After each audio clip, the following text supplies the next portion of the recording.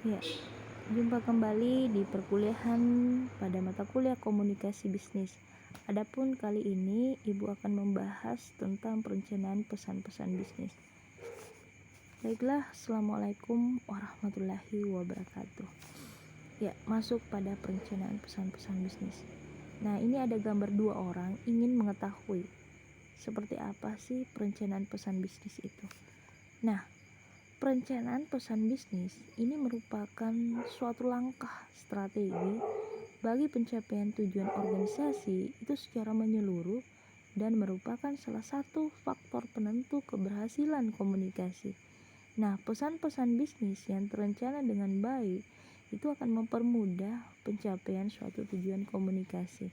Nah, inilah sesuatu langkah strategi yang paling tepat dalam menyampaikan suatu pesan bisnis. Itu harus ada perencanaan dulu dari awal, karena dengan adanya perencanaan tersebut itu tujuan yang ingin kita capai atau tujuan yang kita inginkan itu akan mudah kita dapatkan.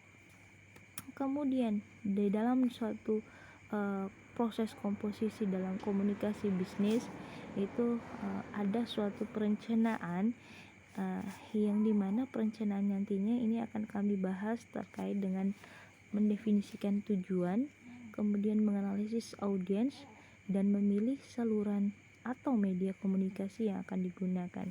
Dan nantinya akan ada pengorganisasian, di mana dalam pengorganisasian ini ada suatu bentukan kelompok yang dimana dari bentukan tersebut nantinya akan membuat suatu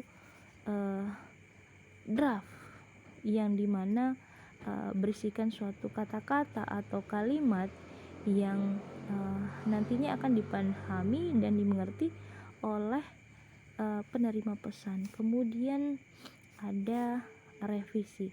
Nah, jadi setelah membuat suatu draft atau yang berisi dengan menggunakan kalimat-kalimat itu akan harus direvisi dulu, karena harus dilakukan pengecekan dulu, karena jangan sampai kata-kata atau kalimat yang dibuat itu tidak sesuai, maka itu perlu ada pengecekan. Dan ketika ada kesalahan atau sesuatu yang akan diubah itu seharusnya diperbaiki seperlunya. Jadi seperti itu.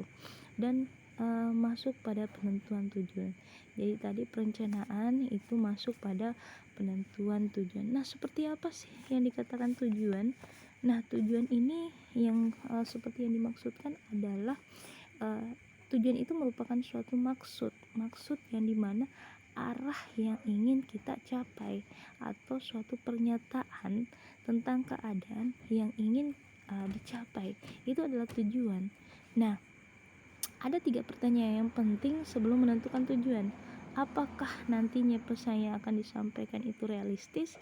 Kemudian seperti apakah pesan nantinya itu dikirim, apakah sesuai dengan waktu yang tepat? Kemudian apakah tujuannya dapat diterima? Nah, sebenarnya tujuan ini harus jelas dan itu harus dapat terukur sehingga dapat membantu proses pengambilan keputusan. Nah, ada 4 indikator di sini bahwa di dalam suatu pengambilan keputusan untuk meneruskan pesan itu harus perlu memperhatikan dan penting atau tidaknya pesan tersebut bagi audiens dan perusahaan. Kemudian keputusan untuk memusatkan isi pesan, pastikan informasi hanya penting dan relevan, itu ya.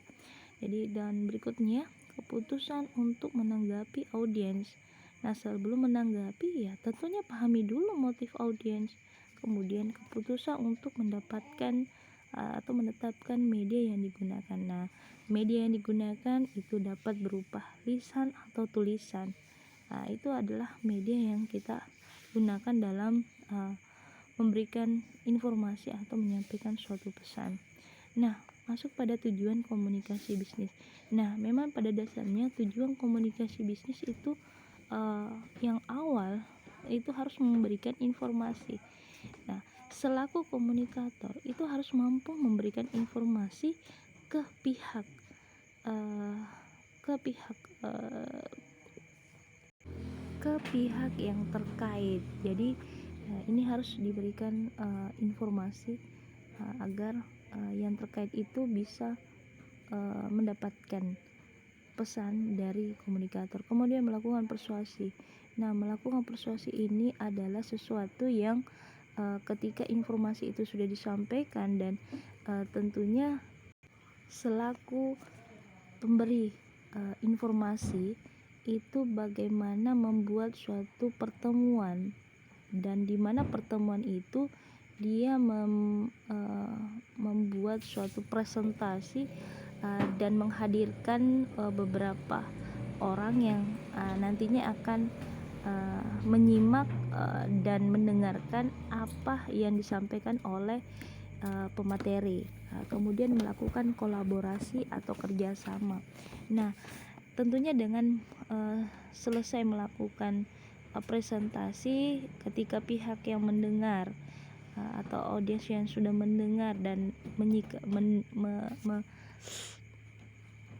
mendengarkan itu akan memiliki kesepakatan untuk melakukan kerjasama atau kolaborasi guna untuk pencapaian tujuan yang diinginkan.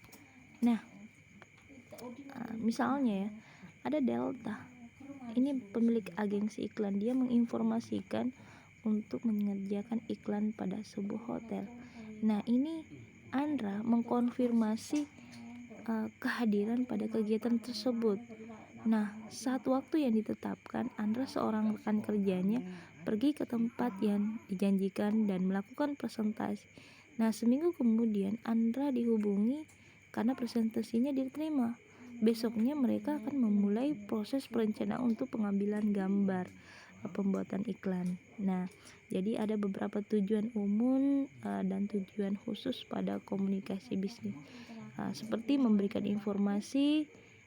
Tujuan khususnya mengkonfirmasi kehadiran pada pihak hotel, kemudian melakukan persuasi, presentasi kepada calon klien, melakukan kolaborasi dan proses perencanaan pengambilan gambar. Dan selanjutnya menganalisis audiens.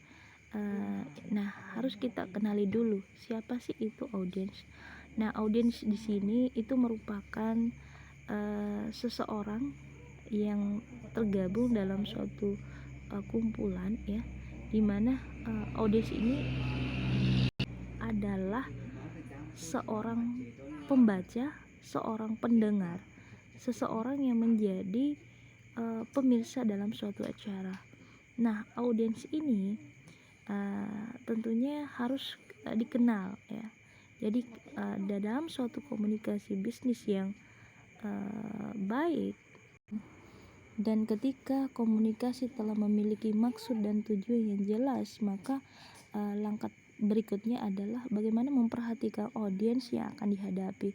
Apakah menyangkut siapa mereka, bagaimana pemahamannya, kemudian latar belakang audiens dari segi usia, pendidikan, kemudian jenis kelamin, kemudian bagaimana minat mereka, apa yang ingin mereka ketahui. Nah, jadi mengembangkan suatu profil ini sebenarnya itu tidak gampang-gampang ya, tidak gampang begitu saja, karena penentuan profil audiens ini dalam hal ini tidak akan mengalami kesulitan karena apabila audiens itu dikenal. Tapi kalau misalnya audiensnya itu tidak dikenal, maka saya rasa ini akan sulit bagi seorang komunikator yang ingin menyampaikan pesannya. Tapi ini adalah sesuatu hal yang mungkin murni dalam menyampaikan pesan, karena seperti dalam kasus ini sebenarnya komunikator sebenarnya perlu melakukan investigasi untuk mengantisipasi reaksi mereka. Nah, seperti apa sih yang harus dianalisis oleh audiens? Yang pertama adalah menentukan ukuran dan komposisi audiens. Nah, Di sini jika audiens dalam jumlah besar tentunya akan menunjukkan perilaku yang berbeda dengan audiens yang jumlahnya sedikit, dan ini diperlukan teknik komunikasi yang berbeda pula.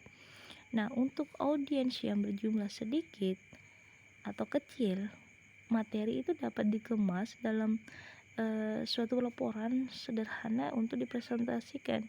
Nah, sebaliknya juga untuk audiens dalam jumlah yang besar, materi itu sebaiknya dibuat makalah dan laporan itu dengan gaya atau format penulisan yang formal. Ya, intinya semakin banyak audiens, semakin beragam pula pendidikan, statusnya, dan sikap mereka. Jadi jumlah audiens yang besar itu biasanya juga menimbulkan kekacauan yang tentunya sulit dikendalikan. Tapi dengan catatan di sini bagaimana upaya komunikator itu harus mencari sesuatu yang dapat mengikat mereka agar bisa menarik perhatian audiens. Salah satunya bisa diselingi dengan adanya suatu percakapan atau penyampaian suatu humoris, itu kan dapat menarik perhatian audiens. Kemudian siapa audiensnya? Nah, bila audiens ini yang dituju lebih dari satu, perlu diidentifikasikan yang paling dominan, yang paling memegang posisi kunci posisi tersebut. Itu biasanya memiliki peran penting dalam suatu organisasi. Namun bila seseorang yang memegang posisi paling rendah di organisasi, tentunya kelebihannya dalam satu atau dua bidang tertentu itu pemegang kunci dalam materi itu juga sulit untuk disampaikan. Kemudian reaksi audiens. Nah, ini mengetahui bagaimana reaksi audiens. Setelah mengetahui audiens, selanjutnya perlu diketahui reaksi yang mungkin akan dimunculkan dari audiens. Misalnya jika audiens ini terlibat merupakan orang yang kurang kritis misalnya, sebaiknya presentasi yang disajikan itu langsung pada bagian kesimpulan dan saran, ya itu. Jadi ini perlu sebenarnya perlu dihindari melakukan diskusi, karena biasanya orang yang kurang kritis itu akan suasananya itu tidak akan efektif. Kemudian masuk pada tingkat pemahaman. Nah, tingkat pemahaman ini dalam penyampaian pesan-pesan itu perlu diperhatikan hal-hal yang menyangkut diri audiens. Nah, seperti apa latar belakang audiens, pendidikannya, usianya, serta tentunya pengalaman. Jika terjadi perbedaan yang terlalu jauh dengan komunikator, maka ini perlu diputuskan seberapa besar kira-kira audiens tersebut itu harus dididik, ya. Jadi bagaimana diusahakan agar tidak ini ini harus kita mengetahui ini tentunya. Nah, ini tentunya audiensnya itu harus betul-betul dididik, dan usahakan tidak terlalu menggurui, karena kalau terkesan menggurui tentunya audiens itu cenderung merasa jenuh, bosan, kemudian kurang tertarik pada kesan yang disampaikan. Kemudian terakhir adalah hubungan komunikator dengan audiens. Nah, jika komunikator dan audiens ini belum saling mengenal, maka seorang komunikator itu menyampaikan sesuatu atau pesannya itu dengan penampilan yang meyakinkan. Karena kenapa? Karena agar audiens ini itu bisa termotivasi untuk mendengar, tentunya menyimak juga terkait pembicaraan, sehingga pesan yang disampaikan itu dapat diterima dengan baik. Lanjut, memenuhi kebutuhan audiens.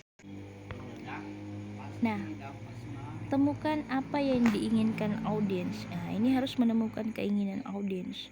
Untuk dapat memenuhi kebutuhan informasi, maka komunikator ini harus dapat menentukan apa yang ingin diketahui oleh audiens dan segera memberikan informasi yang diminta. Nah, kemudian antisipasi pertanyaan yang tidak terduga. Nah, setelah memberikan informasi yang diinginkan, berikan tambahan informasi yang mungkin sangat membantu meskipun informasi tersebut secara khusus itu tidak diminta oleh audiens. Dan kemudian berikan informasi yang diperlukan. Nah, memberikan informasi ini secara keseluruhan tentunya juga disertai dengan tambahannya. Nah, ini harus dapat diusahakan setiap informasi penting yang diminta oleh audiens itu tidak terlewatkan. Nah, ini perlu dilakukan pemeriksaan terlebih dahulu sebelum pesan itu disampaikan kepada audiens. Hal ini tentunya diantisipasi agar apa yang diminta audiens sesuai dengan apa yang diberikan oleh komunikator. Kemudian pastikan bahwa informasinya itu akurat. Jadi informasi yang disampaikan di sini haruslah informasinya itu benar-benar akurat. Tentunya juga dapat dipertanggungjawabkan kebenarannya. Jika terjadi kesalahan dalam penyampaian informasi, jadi seorang komunikator ini perlu menyampaikan permohonan maaf agar segera memperbaikinya. Jadi seperti itu. Jadi itu ketika terjadi suatu kesalahan, ya. Kemudian terakhir adalah tekankan ide yang paling menarik bagi audiens. Jadi ini memilih ide yang paling menarik bagi audiens.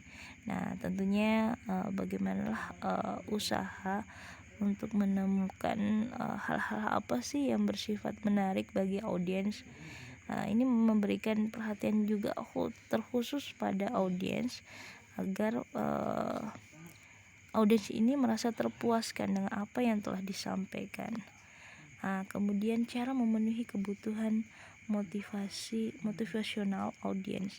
Ini ada memberikan argumentasi yang bersifat rasional, kemudian perlu pendekatan emosi audiens. Ini harus kebutuhan ini harus ada pada audiens.